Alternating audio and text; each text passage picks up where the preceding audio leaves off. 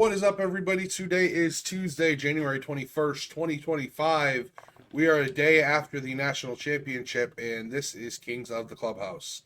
We're going to be talking to you a little bit about a multitude of different things today.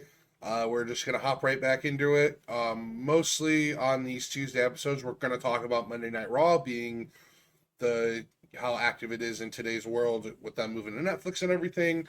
Monday Night Raw was great. Had to compete with the national championship, but I think they did a great job doing so. Yeah. Penta had another great match with Pete Dunne. That was like they looks like they're doing. I know we talked about it off camera, but it looks like they're doing the right thing with Penta. Just let him have bangers. Let him have bangers, and then bring him into the main event scene, and let him get his feet wet, get a few good promos in, and kind of go from there. Bayley officially announced that she's on Raw going forward. She declared for the Rumble. She had a match with Nia Jax, who... It was actually a good match. Yeah, it was a good match. Good match. It was. I was telling Zach about it this morning. I'm just so sick of Nia Jax at this point. Shoving her down our throats. It's so crazy. Like, it's one thing, but she's not good on the mic. She's not. She lost her title and then immediately is thrown back. Yeah. It just makes no sense at all. They could have done a bunch of different stuff. I'm just sick of her. She botches moves all the time. I get everyone botches moves. It's wrestling, but like feels like she's hurt people. Yes, it feels like it is so much more with her that she either hurts someone or she doesn't execute a move right to where it doesn't look, or she just takes a move, a hard move, and then just no-shows it. And that's what really pisses me off. Is she's like trying to like no-sell everything. And it's just it irritates the fuck out of me.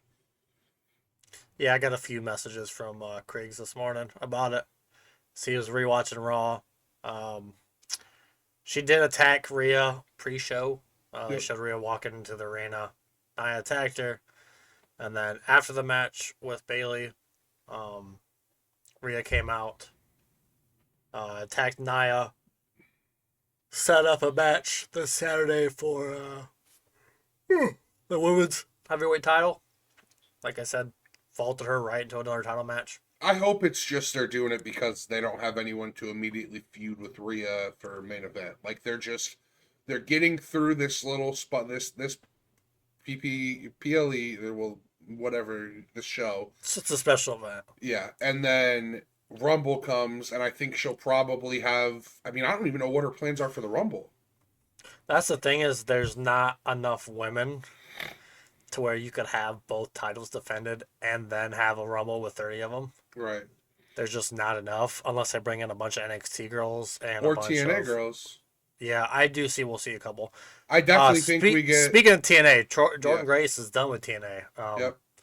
They're saying that with this collab, her contract ended and there's no extra time. There's no wait period. They're just going to hold her until the Rumble, which is smart. It's next weekend. Yeah. Or is it next weekend? Yep. Not this weekend, but next weekend, yeah. Yeah, January flew by. Mm-hmm.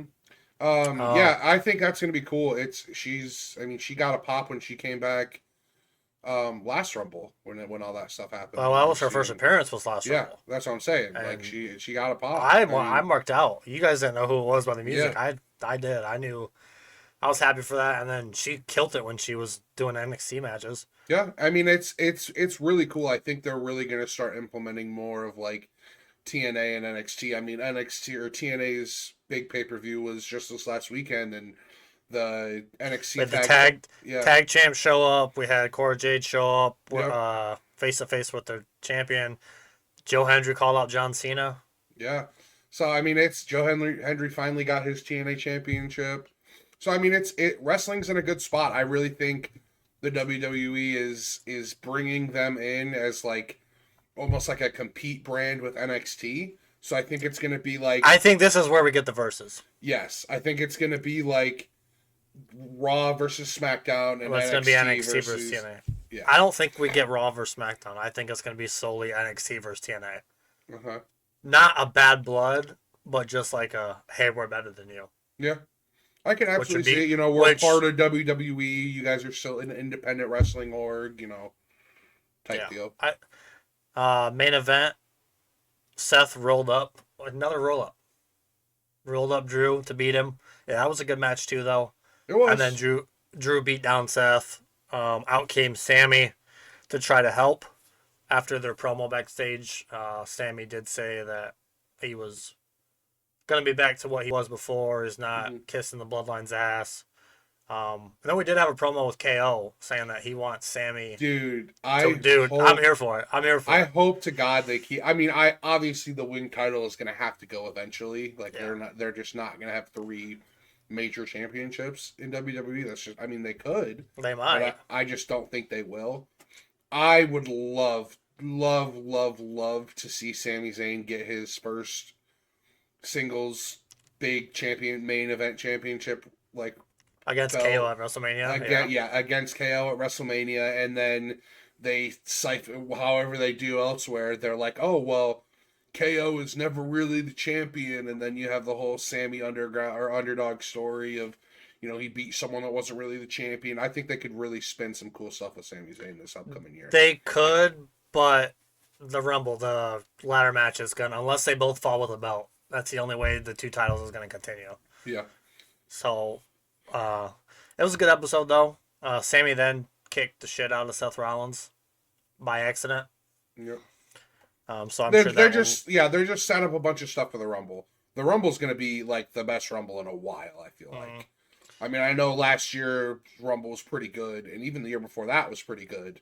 Yeah. But I think this is going to be like the best Rumble we've had since post-COVID. Yeah, I mean, and there's no clear-cut winner. Like No. the last 2 years, I was like, okay. Well, the 2 years ago, we are like, okay, Cody's winning, and then last year, I was like, okay, it's Cody or Punk, and they were the last 2. This year, it's like it could be Cena. It could be Punk, it could be Rollins, it could be Drew, it could be Sammy, it could be Randy. Yeah, like, there's so many options. I would love to see a Randy come back and him win it, and then him beat KO. But, like, it's so hard. I don't because think... You want John Cena to win his... I think if they're going to do Cena versus Orton, I think Cena wins the Rumble, KO wins at the Rumble, Orton takes it from him at Chamber, and then Cena versus Orton at Mania. If that's what they want to do at Mania, I think that's how they would do it. Yeah, but, I also saw that they would do, if they didn't, so it would be Cody Rhodes keeps it from Kevin Owens, and then Cena wins Rumble, beats Rhodes at Mania, and then Orton returns, feuds with Cena. We get their final at SummerSlam. Because that's like where yes, they've had big time WrestleMania matches, but like their matches at SummerSlam have also been very big in the past. We'll hop on over to the NFL. Divisional round was this past weekend. We saw the Commanders beat the Lions and the Eagles beat the Rams in the NFC. I mean, can we just mention it? I'm 3-0 in my past Super Bowls the last 3 weeks. Shut up. I mean, it's insane. You can't count the Lions as a Super Bowl like you do with the Packers. You don't understand. I do understand. You can't count them as a Super Bowl when they haven't beat your ass like the Packers have the last 20 years. I think we've lost 6 straight to the Lions. I understand that, but what was this last one against the Packers? The first one in like 12 years in Lambeau that you won? Yeah, that's besides the point. What I'm saying is these Lions fans were so in over their head, and the downfall of them and them being so upset and just are throwing their coordinators out the window like they had no business even being in Detroit anymore. That's what I love about it. The thing that you don't get, though, is, if you're looking at it outside of a Bears lens, half of their defense was on IR. Oh, I know, absolutely. I and 100%, the amount of talent on that team is way more than you want to give credit for. No, they're good. They're a loaded. Great team. They are a great team. I'm not saying they're not. What I said in our chat. Coordinators can make players and vice versa. Yeah, absolutely. I really do think that they are going to struggle You, next year. I don't see that happening. You get any competent coordinator in there, I think they're going to be the same offense they were last year. Um, Talking about some more NFC, Eagles over the Rams. It was a good game. It was a good game the whole way through. Sloppy because of Second the half was conditions. just slop because of the snow. Yeah. It was just Matt Stafford. You could tell he just didn't want to be there in the whole third quarter. He just didn't want to be there. Miserable. Yeah, boils down to that. Vic Fangio called a good defense. He the Eagles are legit, dude. I mean, it's that them and the Commanders. It's gonna be a fun time seeing them play for the third time this year, and they split the first two, so And the last one was cinema. yeah. And going into Philadelphia, I mean, it's gonna be another cold game. It's gonna be another sloppy game, and we'll see how they do. Hop over to the AFC. First game, Chiefs beat the Texans. That was the first time in history that a team has outgained their opponent by 100 plus yards, had 0 turnovers, and lost. Yeah, but you also then have to they gave up probably 150 yards in kick return, so it's a two-edged sword. Like, yes, I saw that No, stat. that's just offensive numbers. Right, I'm saying, but no. I'm talking about that's not including the special teams numbers. When I'm almost positive it's not including it because they had 150 yards in kick return. The Chiefs, yeah, Yeah, I mean they had what 65 to jump off the bat. yeah, something like that. So I mean it's but then you can't count the turnovers on downs. I don't think count as turnovers, do they? So I mean you got to think of it that way. It was But still, 40, yes, it was 49-0 before that. yeah. Chiefs sure. I mean they've been skidding by all year long. They did it again. I hope the Bills just piss pound them. I hope so too. I mean I've said it. I've been clear about it. I want Josh Allen to get his. I really do. Speaking of, Bills beat the Ravens. Again, another The snow Mark Andrews game. Yeah, that was. Yeah, missed the 2-point conversion going in. Just bobbled Fumbles. it. And then fumbled on the last drive, and not the last drive, but in a key drive, and And it's at a time where the Bills defense couldn't stop the Ravens offense. no. It was Turnovers killed the Ravens. yeah. So Um, that gives us Commanders at Eagles. That's the first early game on Sunday, yep. and then we got Bills at Chiefs, the primetime game, which I still think is like 3:30 and 7, Yeah. 3:30 and 6:30 or something like that. We'll talk more about that on Friday's episode. We'll hop into some hoops. Michigan State on Sunday held off Illinois. It was a really good game. Sent a bunch of people on Twitter crying about Illinois' best player getting in foul trouble. And there's a stat that says in all the Big Ten games he's played, he's had at least 3 fouls a game. But just people crying saying that State got the whistle in their favor, which if you watched the game and paid attention, you realized that it wasn't the case because Illinois was on the double bonus with like 12 minutes left in the second half. So That's a lot of fouls. yeah, there was a lot of fouls on both ends, but they were calling it both ways, so you can't complain and cry that it was one-sided when it wasn't. But State moved up to number 8 in the AP poll. That came out yesterday. Creeks talk about Michigan. Yeah. Michigan had a win over Northwestern. Good bounce back after that tragic loss to Minnesota a couple days before that we talked about on our Friday episode. I'm okay with the way that they bounced back was better than I thought they were going to. I thought they could really go for a skid with having a loss like that, but they won in overtime. They went to overtime again, but I think they came out. I think they're 22 or 21 in the AP now. 21. They're finding their stride still. Dustin May's a good coach. They're gonna have these guys playing good when the time comes. We got a tough game Friday against Purdue. So we'll preview that on the Friday show as well. Jump into the national championship that we talked about last night that happened. Ohio State. I'm gonna let you handle this one. Ohio State took down Notre Dame 34-23. National champs. They are the first national champ in the expanded playoffs. They were of the 12-team playoff. They were the first champs in the 4-team playoff, which was their last title. Notre Dame just really didn't have any answer for their offense. They got a couple stops. They got stops. Yeah, they got stops when they needed to. But after that first drive, their offense was non-existent. And then until the last 10 minutes of the game, their offense was non-existent. Yeah. Hard to win. Hard to win when you don't score points and can't move the ball and can't get a stop.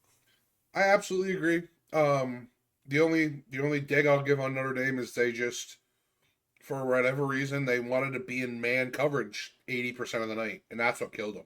That very last play where they sent 7, you can't be in man and send 7. Third and long. I mean, starting what, 8+? Yeah, it's like third 9, I think. You just can't do that there. But Ohio State gets their national title. With that being said, I am now the 2-time defending college football national title because we beat the Ohio State Buckeyes, and broke them. That was the best thing that could have happened to them. Yeah, but that's what I'm rolling with. So fuck you. All right. Hopping to some baseball. Another fuck you. Fuck you to the Dodgers. How about that? Agreed. They signed Roki Sasaki. They have 6 years of control, $6.5 million signing bonus. They also signed Tanner Scott, 4 years, $72 million. It was reported that the Cubs offered him 4 years, $66 million, and then that was his preferred destination to be a Cub. But then you go and sign with the Dodgers for $6 million more. If it's your preferred destination, you'll take what? If you want 4 years, you'll take the $6 million pay cut. Right. And the big thing is the Cubs were only willing to offer him 3 at first for the same AAV. He wanted that extra 4th year control. From the way that it was reported, the Dodgers are like, all right, here's 4 years, $72 million. And the Cubs were like, okay, wait, we'll give you 4 years at 66. Yeah, but still, if it's your preferred destination, once you get what you want. Dude, once you get lengthwise, if that's your preferred destination, you pick that team. It also just doesn't make sense to me. He's saving ass. He's saving his ass. Yeah. By saying that. Yeah. It also doesn't make sense to me. Where where are they just going to run a 7-man starting rotation? Tanner Scott's a relief pitcher. You're right. He is. I'm dumb. He's a closer. Yeah. They also just signed Kirby Yates like an hour ago too. We'll hop into something else because I don't want to talk about the Dodgers anymore. Anthony Santander signed with the Blue Jays, 5 years, $92.5 million with some deferred money. And there's an opt-out after like year 2. 2 and 3, I think. With a case where they can add a year for a set amount of money. It'd be like 6 and basically like a built-in year extension. If they both exercise it. Yeah. I think it's a good deal. They need the outfield help.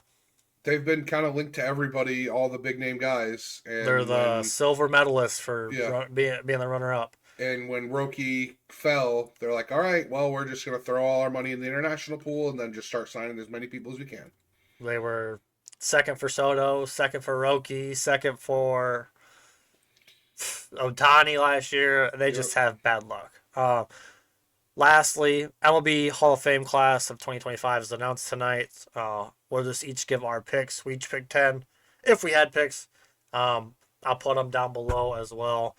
So you can see, I went Carlos Beltran, Mark Burley, Felix Hernandez, Andrew Jones, Andy Pettit, Manny Ramirez, Alex Rodriguez, CC Sabathia, Ichiro, and Billy Wagner. Those are guys, if I had a vote, that's who I would vote for. Kriegs can give you his. Yeah, little bit of some cross in it. I think mine was more just players I like to see be in it. I got King Felix Hernandez. I got Adam Jones, Andrew Jones, Dustin Pedroia. I think should be able to get in there. Andy Pettit, A-Rod, CC Sabathia, Ichiro, Chase Utley, and David Wright.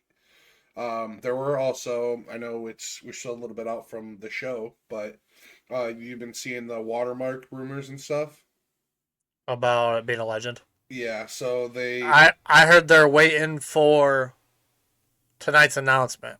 I think it's going to be A-Rod. They're saying I've seen Ichiro, I saw A-Rod, I saw Barry Bonds. Yeah. Barry Bonds, I've seen Willie Mays, too. Saw Willie Mays, too. So, We should have an announcement in the next, I'd say by February 2nd, I think we'll have our cover athlete. Yeah. But yeah, with that being said, appreciate the love and support. Keep hitting the like button, keep commenting, keep subscribing. Channel hit 200 views yesterday, which is huge. Krieger's little emergency podcast. If you like that type of stuff, let us know. Your guys' feedback is huge. What you like, what you don't like, what you want to see, what you don't want to see. Oh, also, shorts. Shorts, yeah. We are going to be doing some shorts to try and get some more eyes on the product, because I know short-term media is, short-form media, there we go, is huge. So we're going to be doing some guest the players. Yeah, with we that. did a little. We did a little bit last year with them when we were doing Talkin That Talk. So this is just another way to start growing the channel a little more. So we appreciate all you guys' support. Keep commenting, liking. Like Zach said, all your feedback is huge. You know, we want to alter the show as much as we can to fit your guys' while we're also still having fun. So. All right. With that being said, we'll catch you guys on Friday. Peace.